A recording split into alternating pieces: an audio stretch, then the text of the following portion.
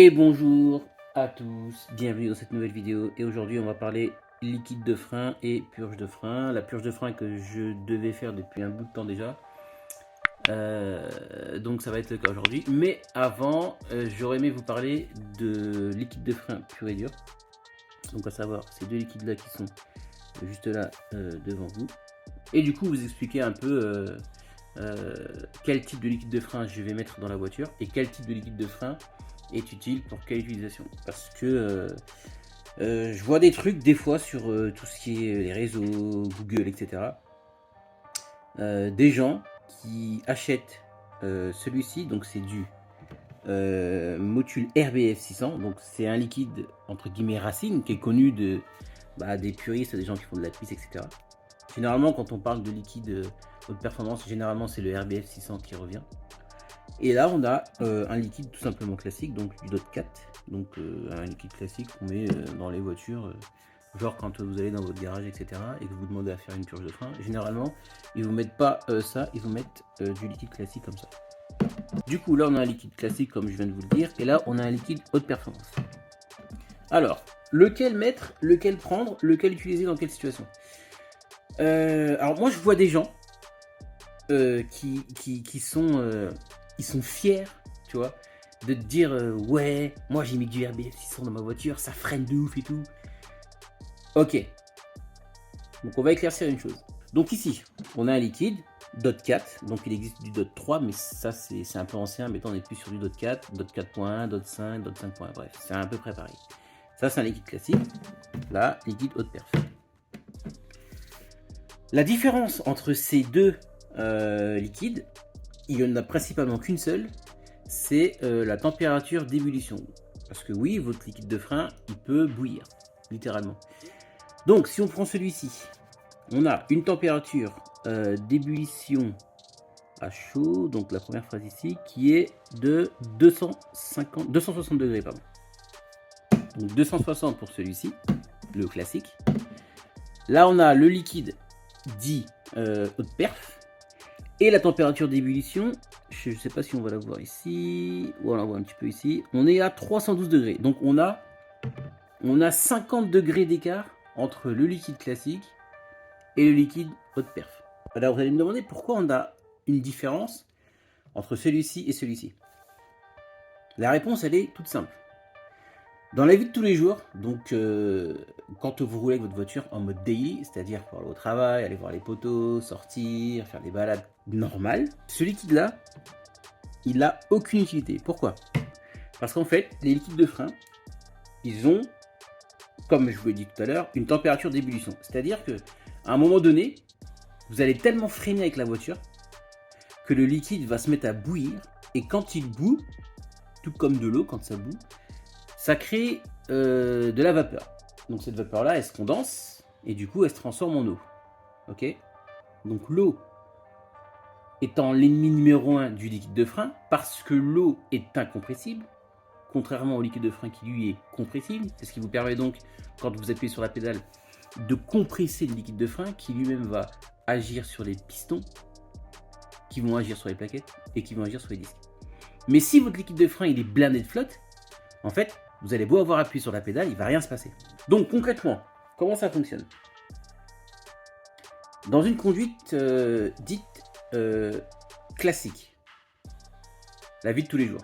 Donc on roule normalement, on freine normalement, bref, on roule tranquille. D'accord? Dans une conduite type circuit, d'accord? Compétition, sortie circuit, etc. On freine fort, on freine souvent et on freine longtemps. D'accord? Donc à partir de là, quand vous allez freiner fort, souvent et longtemps, le liquide de frein va avoir tendance à monter extrêmement en température. Comment ça se fait? Tout simplement quand vous freinez, il y a de la chaleur qui se crée entre les plaquettes et le disque. Cette chaleur-là, elle est répercutée sur l'étrier de frein, et l'étrier de frein répercute la chaleur dans le liquide de frein. Donc, automatiquement, le liquide va se mettre à chauffer, chauffer, chauffer, chauffer, au fur et à mesure des tours. 1 tour, 2 tours, 3 tours, 4 tours, etc. Et à un moment donné, il va arriver à sa température d'ébullition. Et à ce moment-là, en fait, vous n'avez plus de frein. C'est-à-dire que vous allez vous appuyer sur la pédale et vous allez vous rendre compte que les 4 premiers tours, il n'y a pas de problème, ça freinait nickel. Par contre, arrivé au 5e tour, même point de freinage, vous allez vous rendre compte que vous n'avez plus du tout de frein. Qu'est-ce qui se passe? Et bien tout simplement, votre liquide s'est mis à bouillir, s'est rempli de flotte, et vous avez perdu les freins. Je le répète, ça c'est un liquide classique, utilisation normale, liquide que les garagistes vous mettent en général. Ça c'est un liquide type haute performance, utilisé généralement dans tout ce qui est sortie circuit, compétition, etc. Utilisation intense des freins. Maintenant, je vous pose la question. Est-ce que la conduite sur circuit est la même que sur route? On est d'accord que, en tant que personne civilisée sur la route, on ne conduit pas pareil sur circuit que sur la route. Est-ce que tu utilises tes freins sur circuit comme tu les utilises sur route? On est d'accord que non. Parce que sinon, soit t'es un taré, soit faut t'enlever le permis. Parce que théoriquement, sur la route, tu fais pas des longs freinages, des freinages puissants, et souvent. Ma deuxième question est, pourquoi je vois des gens qui se vantent, parce que c'est limite ça en fait, les gens se vantent, ils sont fiers, ils sont contents, ils sont heureux, de dire j'ai mis du RBF 600 dans ma voiture, alors que ces mêmes personnes, leur voiture c'est un daily. Ils ne s'en servent que pour rouler tous les jours. Et ils font pas de circuit avec. Quel est l'intérêt pour ces personnes de mettre du liquide haute performance dans leur voiture, sachant qu'ils vont même pas exploiter cette dite performance? Ça n'a aucun sens, on est d'accord ou pas? Et ben moi je vais vous dire pourquoi ils pensent que mettre du RBF 600 sur route normale, c'est bien. En fait ce qu'ils se disent, enfin j'imagine qu'ils se disent, j'ai mis du RBF 600 donc mon freinage sera plus puissant. Mais en fait non. Le liquide de frein en lui-même, il t'apporte pas une puissance de freinage. Il t'apporte plutôt une endurance de freinage. À ne pas confondre avec la puissance de freinage. Pour moi, la puissance de freinage, tu l'obtiens comment? Tu l'obtiens avec des plaquettes à coefficient de friction plus élevé. Tu l'obtiens avec des disques rainurés, voire percés. Et encore percés, bon, il y a débat là-dessus. Percés, pointés, il y a débat. Avec des gros étriers, 4 pistons, 6 pistons. Là, avec ça, pour moi, bon, on va prendre aussi en compte les Duritavia, mais pour moi, c'est comme ça que tu obtiens un freinage puissant en fait. Pour moi, le liquide de frein, il t'apporte juste une endurance dans ton freinage, justement. Et c'est ça en fait que les gens ne comprennent pas forcément. Enfin, les gens qui mettent du RBF 600 en pensant que ça améliore leur freinage. Mais non, ça améliore pas ton freinage. Encore moins sur route normale, parce que tu mets du DOT 4 ou du RBF 600 sur la route normale, honnêtement, tu verras pas la différence. Pourquoi? Parce que sur route normale, tu n'atteindras jamais les 260 degrés nécessaires à l'ébullition de ce liquide. Et encore moins les 312 degrés nécessaires à l'ébullition de ce liquide. Donc en fait, tu prends la même voiture sur route, tu lui mets du DOT 4 ou du RBF 600, tu verras même pas la différence. Tu ne sauras même pas dire laquelle est en RBF et laquelle est en DOT classique. Tu ne sauras même pas le dire. Par contre, si ta voiture, tu l'utilises intensément sur circuit, là ok, mais surtout pas de DOT 4. Tu peux en mettre. Mais ce qui va se passer, c'est qu'au bout d'un tour, 2 tours, 3 tours, tu vas vite arriver à l'ébullition de ce liquide et en fait, tu n'auras plus de frein. Par contre, si tu passes sur du liquide haute performance, qui est fait pour la haute performance, donc pour le circuit, l'utilisation intensive du freinage, avec ça, tu vas pouvoir tenir dans le temps tes freins. C'est-à-dire que tu vas avoir une endurance de freinage qui sera beaucoup plus élevée qu'avec du DOT 4 classique. Donc là, ok, l'utilisation du RBF dans ces conditions, elle est justifiée. Mais par contre, sur la route, vu que tu n'utilises pas tes freins autant que sur un circuit, quel est l'intérêt pour toi de mettre du RBF 600 alors que le DOT 4 ferait parfaitement l'affaire? Donc à tous les gens qui se la racontent, parce que je vous jure, j'ai fait le tour des forums, franchement j'en ai vu des... Franchement, les gens, ils sont... C'est un peu comme le combat, vous savez, entre les Volkswagen et les Mégane RS. Vous voyez le truc? C'est le même combat, en fait. Mais du coup, donne-moi ou prouve-moi par A plus B que sur route normale, tu vas avoir plus d'intérêt à monter du RBF qu'à monter du .4. J'attends ça en commentaire.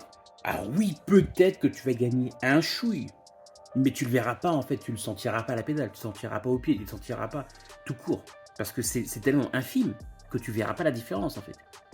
Oui, si on va dans les fins fonds des formules chimiques, etc., oui, tu gagnes un peu.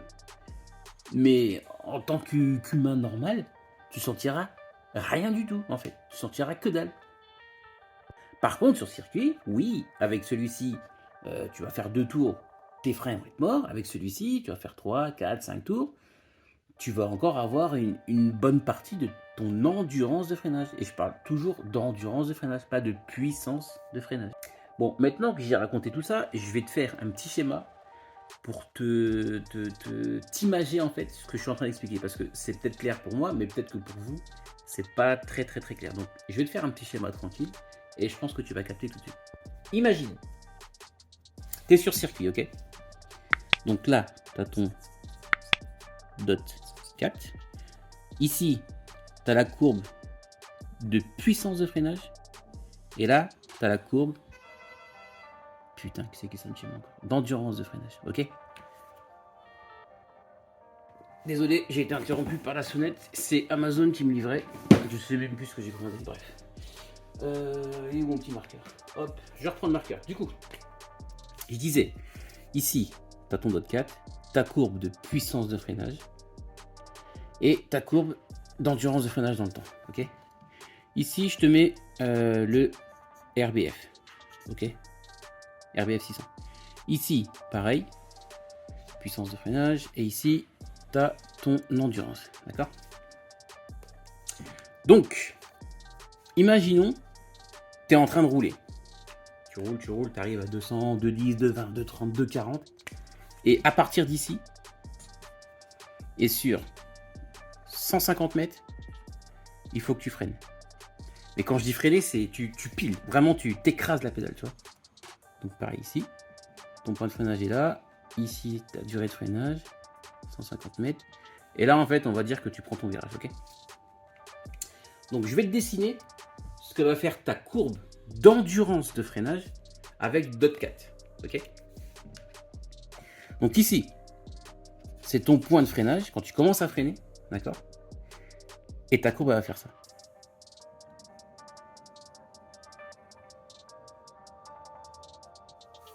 Voilà ce que va faire ta courbe. Pour ton RBF,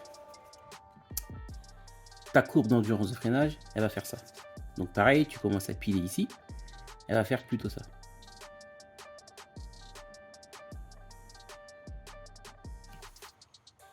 Voilà, là je t'ai imagé ton endurance de freinage, d'accord, avec du dot 4 et avec du RBF. Qu'est-ce qu'on peut voir? Eh bien, ce qu'on peut voir, c'est que avec ton dot 4, au point 0 de ton freinage, tu as toute ta puissance de freinage, effectivement. Par contre, plus tu avances dans le temps, et plus tu perds en endurance de freinage. Ce qui fait que, même avant les 150 mètres, ici, là, tu n'as déjà plus de freinage, tu n'as déjà plus de frein. Pourquoi? Parce que ton liquide est tellement pas adapté, il est tellement monté en ébullition, qu'en fait, arrivé ici, eh ben, il est plus efficace. Ce qui fait qu'il est blindé d'air, blindé d'eau, et du coup, tu n'as plus de frein. Donc tu vois, ta courbe de puissance de freinage, elle descend drastiquement, et arrivé, même avant ton point de freinage, tu n'as déjà plus de frein. Par contre, si tu as du RBF, ou autre marque, hein, mais je prends RBF parce que RBF c'est hyper connu, tu vois bien que ici, pareil, tu commences ton point de freinage. Par contre, quand tu regardes ton endurance de freinage, tu arrives quand même aux 150 mètres, et tu peux voir que tu es quasiment à 90% de ta puissance de freinage. Donc on voit bien qu'avec du liquide classique, tu es vite arrivé à saturation, alors qu'avec ton RBF, donc liquide haute performance, qui je rappelle est généralement utilisé dans des conditions, voilà, tu connais, tu vois bien que ta zone d'endurance de freinage est beaucoup plus élevée.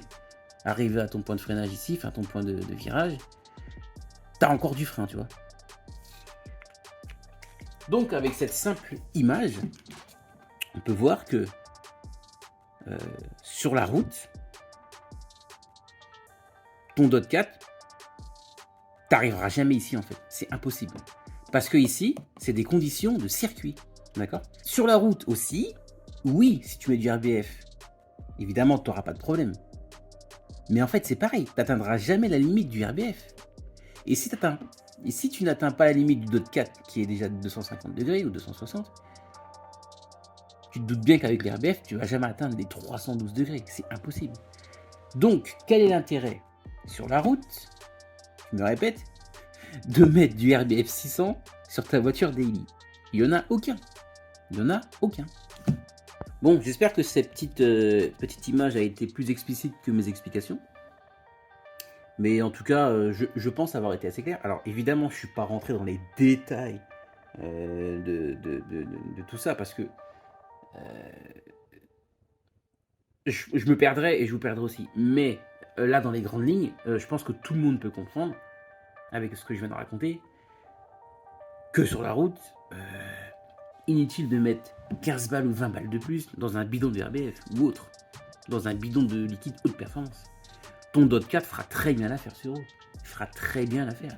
Par contre, si effectivement de temps en temps, voilà, tu sors ta voiture le week-end et tu vas bombarder, exemple, dans l'école, col de montagne, là ok, col de montagne, tu accélères fort, tu freines souvent, tu freines longtemps. Donc là ok, tu peux mettre du RBF, tu peux mettre du liquide haute perf. Mais si ta voiture c'est strictement daily, je te le redis encore une fois, ton RBF 600 il sert à rien. Donc ça sert à rien de dire ouais j'ai du RBF 600, blablabla, blablabla, j'ai un freinage plus puissant. Non, en fait ça change rien. T'as juste du RBF 600, c'est tout. Bon, du coup, moi sachant que ma voiture ça sera un daily week-end et elle va partir sur piste parce que j'aimerais bien la mettre sur piste, je vais mettre du RBF 600. Donc pour les explications c'est terminé, maintenant on va descendre au box et on va faire cette petite purge. Bon, rendez-vous pris au box, ça y est on y est, donc du coup on va faire la purge de frein et pour ce faire, du coup comme je vous l'ai dit plus tôt, j'ai pas réussi à trouver l'embout qui va ici là. Du coup je vais la faire avec une technique qu'un collègue m'a montré, avec ça. Donc en fait, le principe de cette technique, il est simple, mais il faut quand même la connaître. Donc du coup, je vais vous éclairer ici et je vais vous montrer. Tac.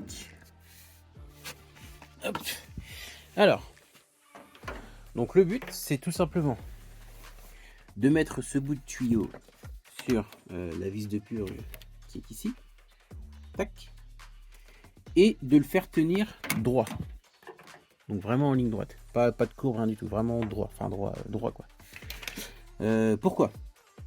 Bon, si j'ai bien compris ce que m'a expliqué le collègue, moi ce que je vais faire, c'est qu'une fois que le tuyau est en place, je vais à la pédale de frein, donc je pompe, 1, 2, 3, 4, 5, 6 fois, 7 fois, peu importe. Ensuite, je relâche la pédale, je viens ici, hop, je desserre ma vis de purge, donc étant donné que le circuit est sous pression, vu que j'ai pompé, tac, le liquide va sortir la vis de purge, donc il va remonter dans le tuyau. Mais vous allez me dire, les bulles d'air. Effectivement, les bulles d'air, justement, grâce à ce système, du coup, sachant que l'air est plus léger que un peu beaucoup de choses, les bulles vont remonter en fait en hauteur dans le tuyau. Et du coup, une fois qu'il n'y a plus de bulles, ça veut dire que c'est purgé. Mais il faut aussi que je fasse attention à ce que ça déborde pas du tuyau, parce que à force de pomper, d'ouvrir, le liquide va monter. Donc je vais me stopper à peu près ici. Ok. Je ferme ma vis de purge, je mettrai mon doigt au-dessus, je retirerai le tuyau et normalement ça devrait pas couler. Ensuite pour le vider, j'ai juste à retirer mon doigt. Voilà la technique du collègue. Je la connaissais pas, comme quoi on en apprend tous les jours. Donc il y avait la technique du un mec qui appuie et puis un autre qui dévisse, qui serre. Vas-y, appuie, relâche, reste appuyé, machin bidule. La technique de la machine. Et cette technique-là que je connaissais pas. Donc merci au collègue Olivier. Olivier, si tu te reconnais, et tu vas te reconnaître. Merci Olive, parce que du coup, grâce à toi, je devrais pouvoir purger le véhicule sans problème. Donc, merci Olivier. Enfin, je te remercierai quand si ça fonctionne et quand j'aurai fini, tu vois. Mais t'inquiète pas, je t'oublierai pas. Allez, c'est parti. Je vais mettre le tuyau en place sur la vis de purge. Et je vais le faire tenir, je pense, avec soit ici le long avec du scotch, soit je vais le mettre le long d'un balai et je vais mettre un riselant autour du balai. Comme ça, il va tenir assez droit et on devrait pouvoir commencer. Allez, j'installe tout ça et je vous reprends. Bon, voilà, j'ai tout installé. Donc, le tuyau qui part bien de la vis de purge. J'ai pris une poutre que j'avais. Donc, j'ai installé le tuyau ici, le long, avec deux riselets en bout pour qu'il soit le plus droit possible. Et voilà. Donc, maintenant, on va se diriger vers le bocal de frein. Tac. On va aller foutre du liquide, évidemment, parce qu'il est complètement vide. Alors ça, c'est le filtre. On n'est pas obligé de l'enlever. Moi, je l'enlève. C'est complètement vide. On va chercher le liquide. Allez, c'est parti, on remplit. Bien sûr, et je vais mettre le RBF 600 que j'ai commandé exprès pour la vidéo à la base. Pourquoi je le mets? Je le répète encore une fois. Ma voiture ira sur circuit. Donc, plutôt que de mettre du DOT 4 et ensuite rechanger pour du RBF, je pars directement sur du RBF. Ça m'évitera de refaire une purge complète. Donc là, on remplit jusqu'au max.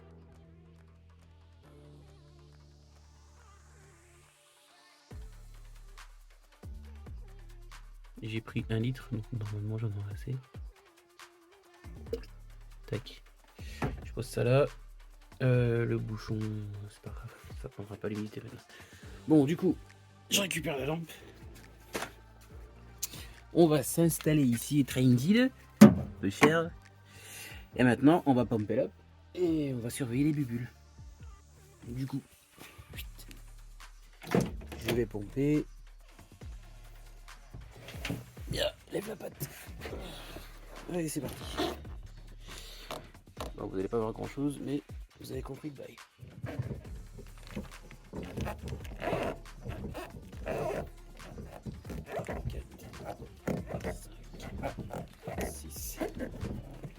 Ok, là, j'ai pompé.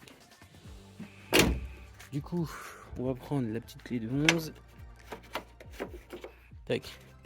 On va ouvrir et théoriquement, ça devrait monter.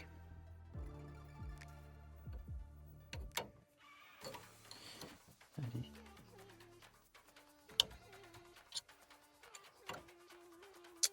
On va se mettre sur le tech. Voilà.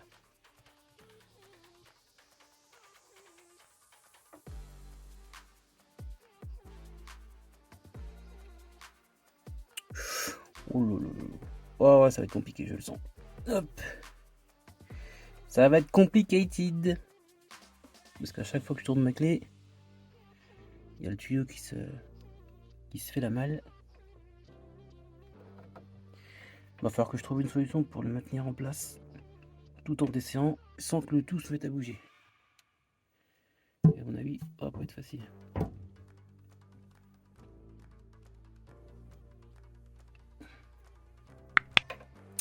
Bon, je vais te chercher une solution et je vous reprends après. Bon, j'ai pas de solution, donc il va falloir que je pose le téléphone et que je tienne le tuyau pendant que je desserre la vis, parce que sinon j'y arriverai jamais. Donc je vais vous installer correctement, histoire que vous voyez un peu quand même.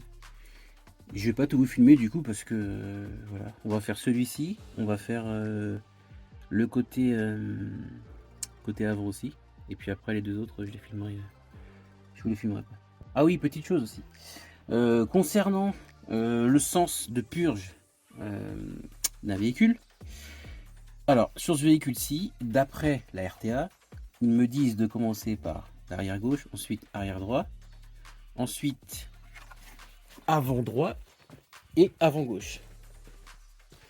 Sachant que mon bloc ABS est ici.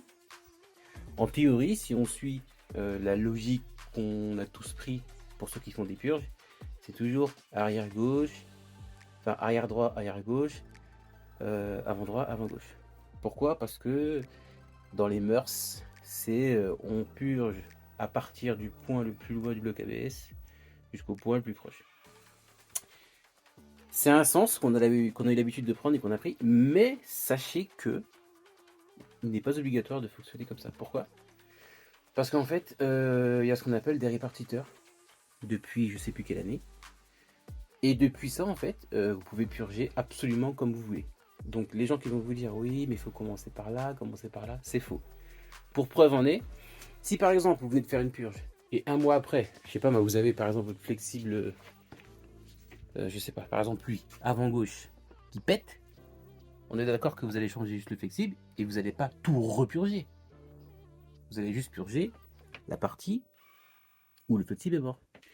Donc ça veut dire qu'on purge une seule partie, donc ça veut dire qu'on peut purger indépendamment l'arrière gauche, l'arrière droit, l'avant gauche et l'avant droit. Imaginez, 2 mois après, vous avez un deuxième flexible qui pète, arrière droit.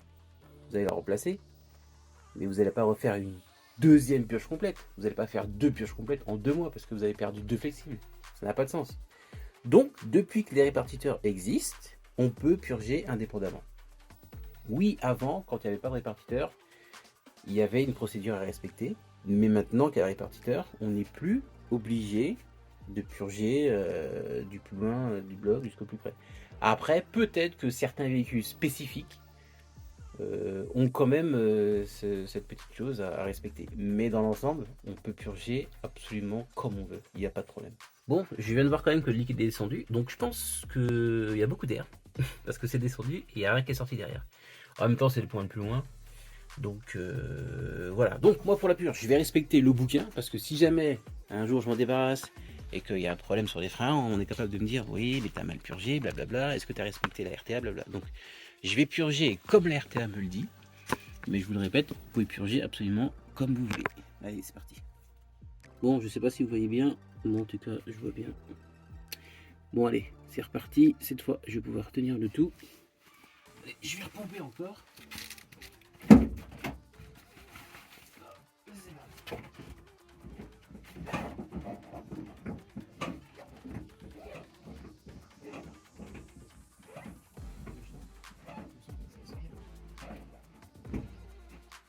Donc bien sûr, il faut faire attention au liquide, enfin au niveau du liquide, qui ne descende pas en dessous du mini, parce que sinon on va faire re-rentrer de l'air et il va falloir tout recommencer. Donc là, je tiens mon tuyau, j'ouvre. Il se passe toujours rien. Ok. Je vais aller mettre du liquide. Ok. On va ouvrir.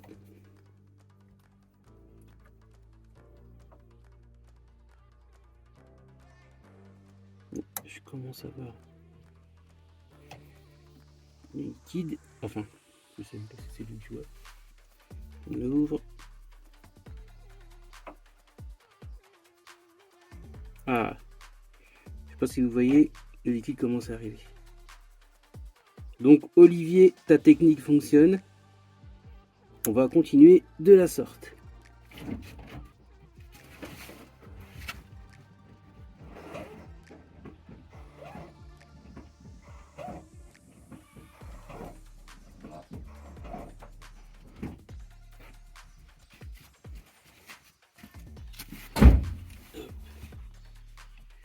On ouvre. Oh putain. Je crois qu'on a eu chaud là. On a évité l'accident. Tac. Et ça continue de monter. Bon, je fais ça jusqu'à ce qu'il n'y ait plus de bulles. Et ensuite, je vous montre pour l'avant comment ça se passe. Je vais essayer de vous montrer les petites bulles qui montent. Je sais pas si on va les voir là.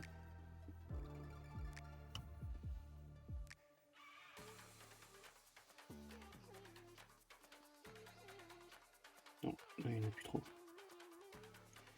Il n'y en a plus trop. Ah, dommage. Tout à l'heure, il y avait un petit enchaînement de bulles là qui se produisait. Mais bon, On arrive à la fin.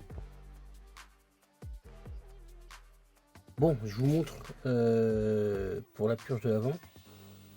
Alors, sur ce véhicule-là, donc j'ai un étrier sport, on va dire. Un étrier 4 pistons. Généralement, sur les véhicules classiques, c'est un piston, voire 2 pistons. Après, quand on commence à être sur des gros freins, ça passe à 4 pistons, 6 pistons, il existe même des 8 pistons.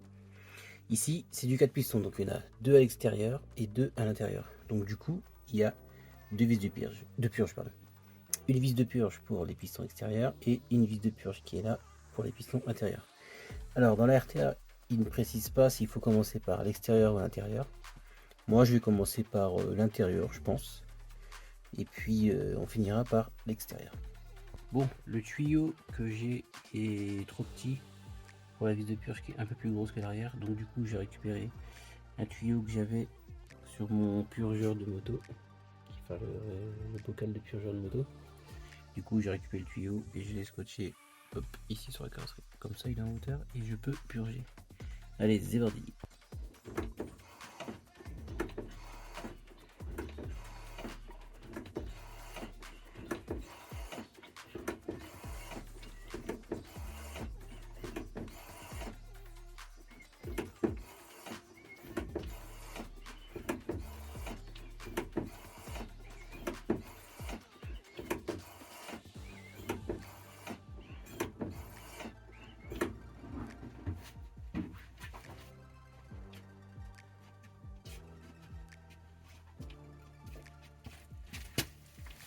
Ça m'a l'air d'être blindé, mais vraiment blindé de chez blindé d'air.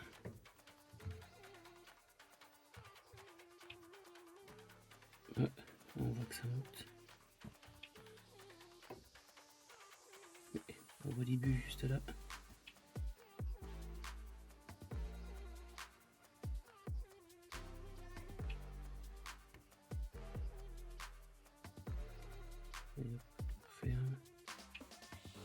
Et rebelote. Donc pareil, je fais ça jusqu'à ce qu'il n'y ait plus de bulles d'air. Et ensuite, je fais la même chose pour la deuxième vis de purge. Notez que là, ça va être un peu plus rapide. Pourquoi? Tout simplement parce que on est quasiment juste en dessous du bocal d'ABS et du bocal de frein. Donc le chemin pour aller jusqu'au frein avant est beaucoup plus court que pour l'arrière. Donc forcément, ce sera un peu plus rapide.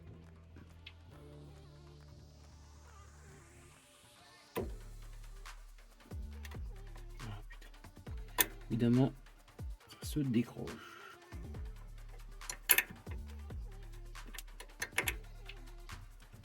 Bon, on va le rescotcher et on va commencer. Bon, vous avez compris la technique. Hein. Un tube en hauteur, on pompe, on ouvre, on attend que les bulles soient parties, on referme et on recommence. Bon, le côté intérieur est fini. Tac. On vide. Faut savoir que pour les arrières, j'ai mis un quart d'heure par côté. C'était hyper long. Il y avait beaucoup d'air. Là, forcément, il y a moins d'air à chasser vu qu'on est plus près du bocal. Donc ça va aller un peu plus vite. Premier coup de clé.